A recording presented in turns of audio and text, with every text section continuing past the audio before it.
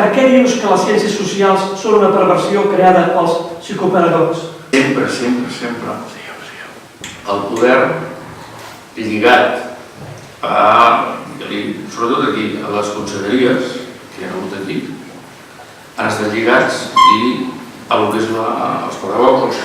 Vaig agafar i vaig posar-me a escriure unes quantes coses que no m'agradaven gens. Era teoritzacions sobre aquestes coses. M'havia empaltat tot, saps, la teoria aquella. De la part contratant i la part contratada que fan sempre servir, i vaig pensar, això no va bé. Què pots explicar? Doncs ja que és el teu testament, explica el que has viscut. Que jo vaig fer, perquè vaig posar-me a fer això, perquè vaig posar-me a treballar d'això, perquè vaig estudiar per això, i què m'he trobat? La divisió del llibre és ben clara, per això ha de ser polèmic, perquè pinyes per tots. Es diu... La primera idea va ser parlaré d'ells, de nosaltres i dels altres. D'ells, qui són?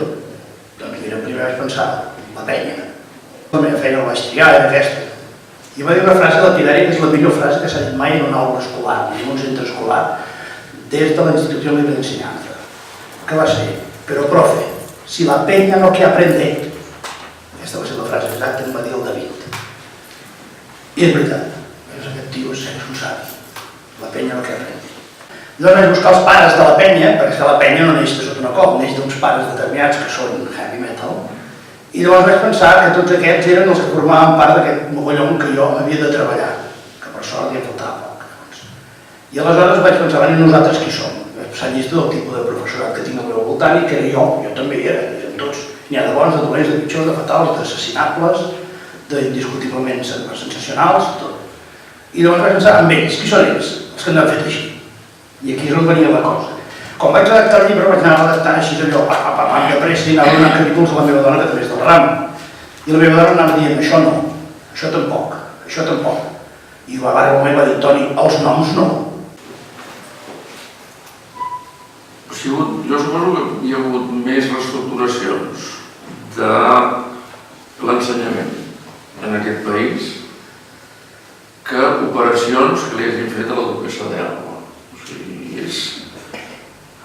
és una cosa que quan no saben exactament què fer, doncs anem a l'educació. Jo vaig comptar això, ho vaig buscar. O sigui, vaig calcular que fins l'any 12, ara no sé, ara menys encara, fins l'any 12 no hi havia hagut cap alumne del país que hagués començat l'ensenyament amb el mateix pla i hagués acabat amb el mateix pla. Cap, ni un. Hi ha dues qüestions. Si ens volem plantejar un debat polític, parlem del que estem parlant. Això és un debat polític.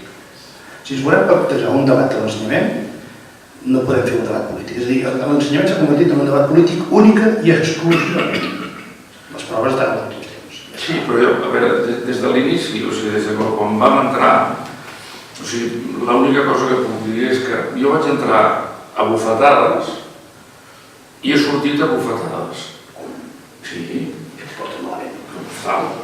Tot això, des que vaig entrar fins ara, ha sigut com una mena, apareix jo penso que el zènit de tot això va ser la reforma de l'ensenyament secundari. Jo crec que a partir de l'any 92, 93, 94, això entra en el vessal definitiu i a partir d'aquí va ser un xipoll. Vull dir, és allò de ara diu una cosa i tal. A més, abans li comentava amb una companya. És la història repetida, no? Però tot això és que és molt greu, ens en sortirem, I arribarà un dia, ara deixeu-me fer futurologia divertida, arribarà un dia, quan siguem independents, que tindrem un problema gravíssim, gravíssim, que és com ens traiem de sobre tots els memos locals que insistiran en fer una educació ben malament, ben malament, ben malament. És a dir, jo vull ser independent, naturalment, com vull ser, però quan siguem independents tindrem una feinada, d'aquí t'espero, a treure's de sobre tots els psicodemagogs aquests que corren pel país, fotent mal, un company els deia psico-killers, fotent mal a Tòria de trepitjat una aula a la vida, no hem vist un nen de debò. I sobretot una cosa que jo sempre els la dic, i això és veritat, no s'estimen la seva feina.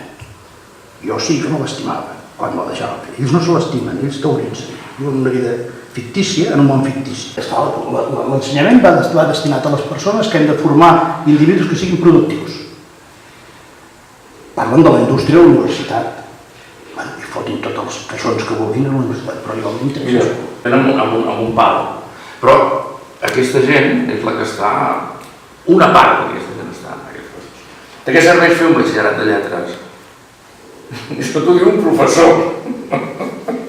Sí, sí. Ja està. No sé, que treballeu amb aquestes coses també sabeu més que nosaltres. Però anem allò que hem viscut tu i jo. Un bon dia, això ho arrenquem, a veure si així ja fem... Un bon dia un senyor que es diu Felipe González Márquez i un senyor que es diu Jordi Pujol i Soleil van decidir acabar amb l'ensenyament. Així de clar. O sigui, diem clar i català. Van decidir fer això. Sabeu perfectament que quan vam entrar a treballar als instituts, jo vaig entrar l'any 82, amb el futbol. Quan vam entrar a treballar als instituts, la gent estava il·lusionada. Perquè en una classe de formació del professorat d'alumnes de 5è de la Universitat Central havia de dir-los que voleu callar, sisplau, perquè obrien el diari i es fotien a xerrar allà. Però no us interessa, no deu ser profes vosaltres.